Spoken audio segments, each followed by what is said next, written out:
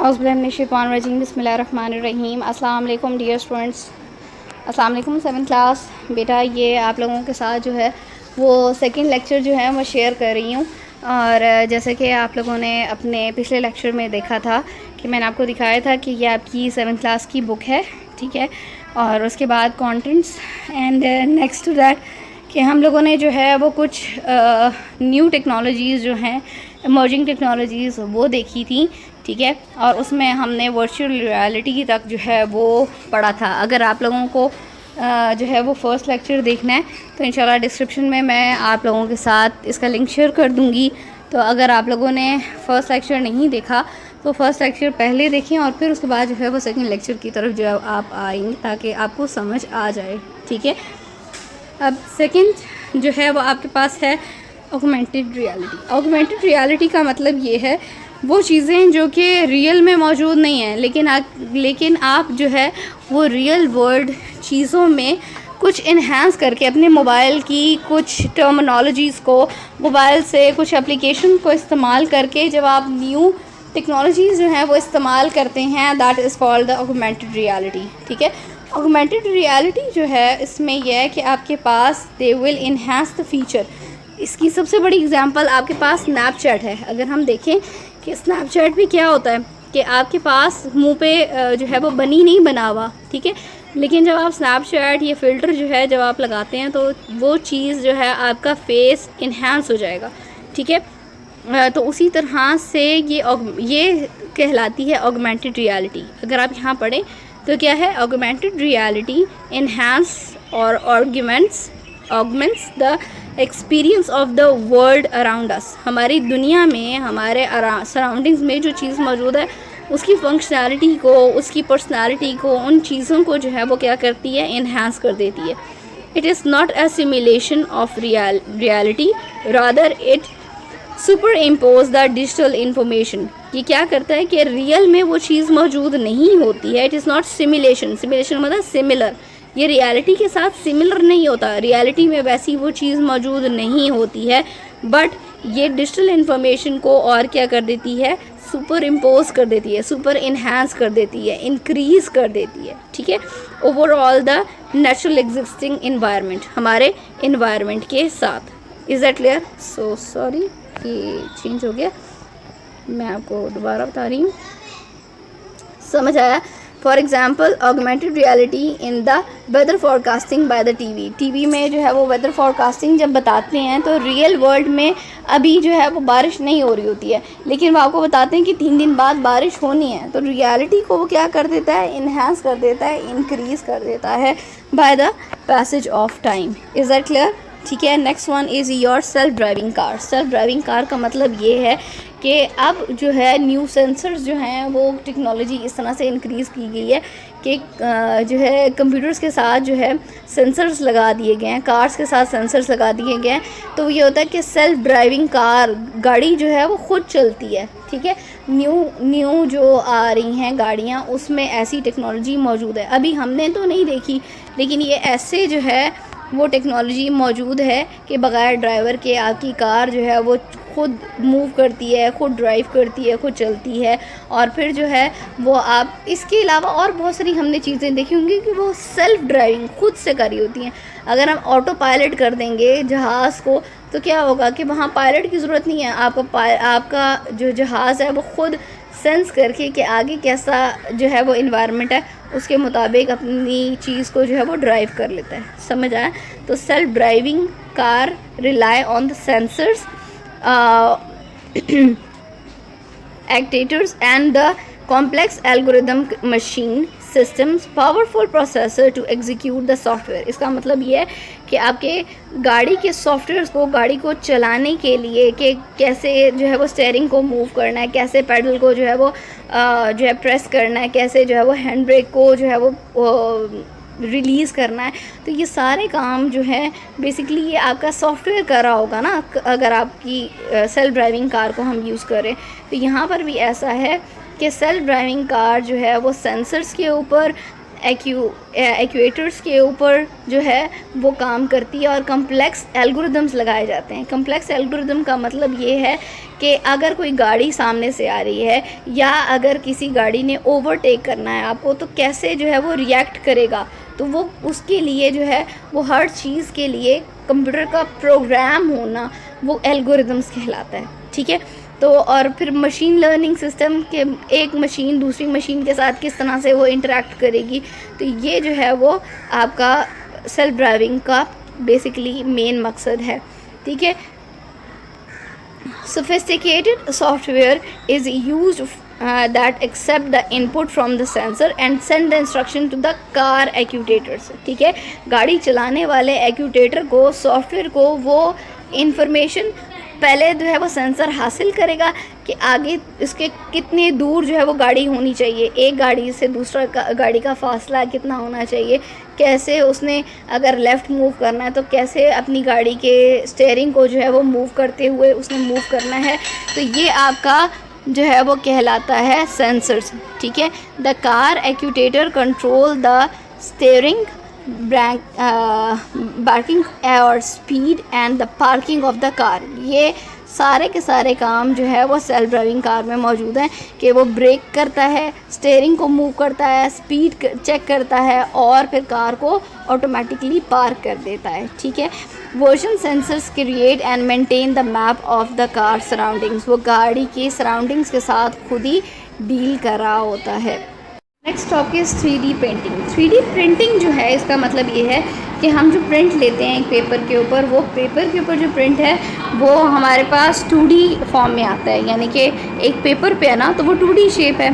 3D का मतलब ये है कि हम उसकी लेंथ, विड्थ और हाइट तीनों देख सकते हैं, सेम एज द पिक्चर।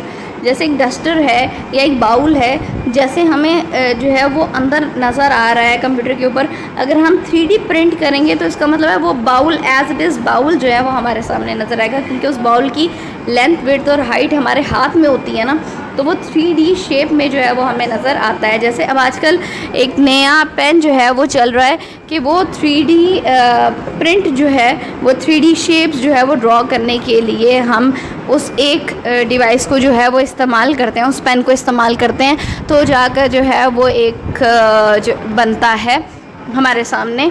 जैसे साइकिल जो है वो अगर एक बंदे ने ड्रॉ की है तो वो किस तरह से ड्रॉ करेगा, वो 3D पेन के ज़रिए जो है, जैसे आपको यहाँ पर नज़र आ रहा है 3D पेन के ज़रिए जो है वो उसने ड्रॉ की है। ठीक है, ये प्रिंट किया है, तो सेम 3D प्रिंटिंग ये होती है। तो 3D printing use for the computer software to create the 3D object, यानी कि एक ओरिजिनल टाइप ऑब्जेक्ट जो है वो क्रिएट करने के लिए इस्तेमाल हो रहा है। The file of the object created on the computer can be stored on the SD card।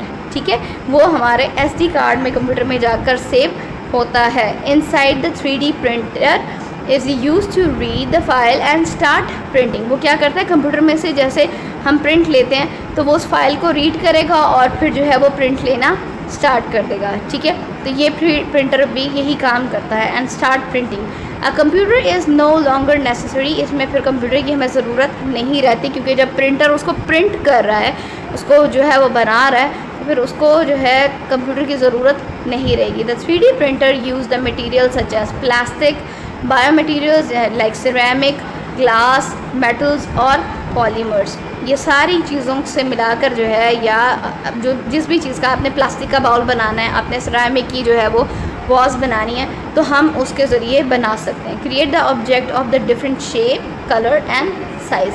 Is that clear? ठीक है, तो ये आपके पास जो है वो 3D प्रिंटिंग था। Next one is your cloud storage. Cloud storage का मतलब ये है कि क्लाउड जो बादल हैं वो नहीं हमारे सामने, ये एक हमारे पास वर्चुअल स्पेस होती है, जो कि वर्चुअल मैंने आपको पहले बताया था कि जो इमेजिनरी स्पेस है वो क्रिएट हो जाती है, और उसमें ये होता है कि हम डाटा को जो है वो सेव करते रहते हैं। ठीक है, जैसे हमें आता है ना कि हमारे कंप्यूटर के बैकअप्स जो है वो हमें मिल जाता है। हमने एक मोबाइल से दूसरे मोबाइल में अगर अपना डाटा शिफ्ट करना है या नया मोबाइल लिया, तो हमने पुराना मोबाइल वाला डाटा जो है वो उसमें लेकर आना है, तो हम कैसे लेकर आते हैं, हम वाया क्लाउड स्टोरेज जो है वो उसका बैकअप मंगवा लेते हैं। ठीक है, तो यहाँ पर क्लाउड स्टोरेज क्या है, is a cloud computing model in which a data is stored on remote. ठीक है, डाटा जो है बाय रिमोट जो है वो सेव होगा, serve the access via the internet और क्लाउड।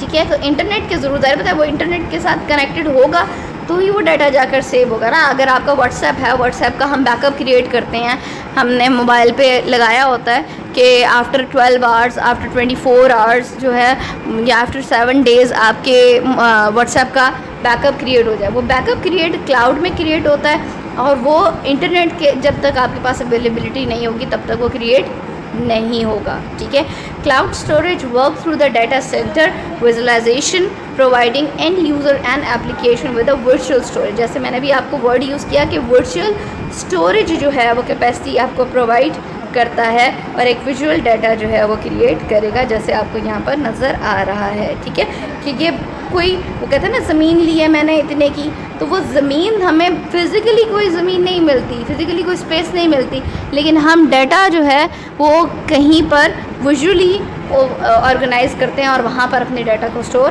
करते हैं। ठीक है, next one is your open source software. Open source software का मतलब होता है वो सॉफ्टवेयर जो कि हमें फ्रीली इंटरनेट पर अवेलेबल है, जैसे व्हाट्सएप का, फेसबुक का या इसके अलावा गेम्स का सॉफ्टवेयर है जो हमें बग़ैर किसी पेमेंट के हम इंस्टॉल करते हैं और फिर उसको यूज़ करते हैं, वो ओपन सोर्स सॉफ्टवेयर्स होते हैं। समझ आया?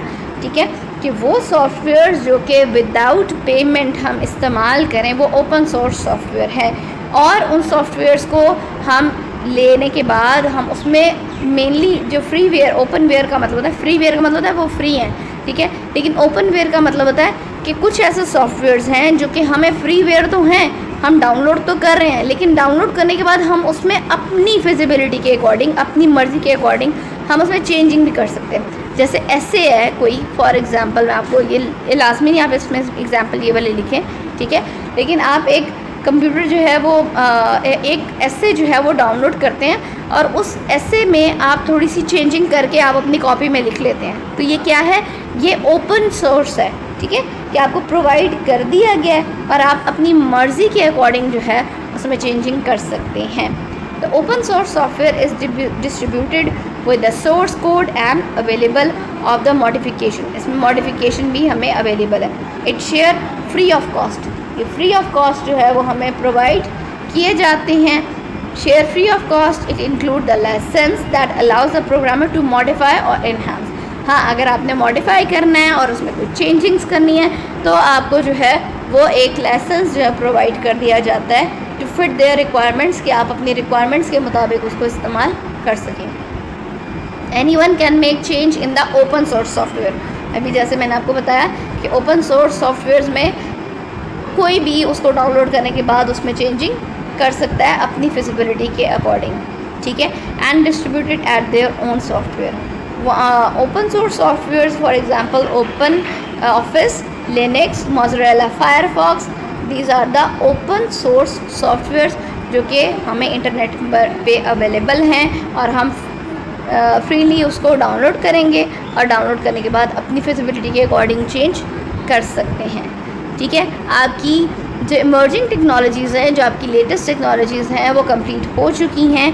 If you have any problem you could share to me, इंशाल्लाह मैं आप लोगों को ज़रूर उसका रिस्पांस दूंगी, या आने वाले लेक्चर में उसको पहले जो है वो मैं आपको दोबारा से समझा दूंगी। अच्छे तरीके से करें। Best of luck. अल्लाह हाफ़िज़।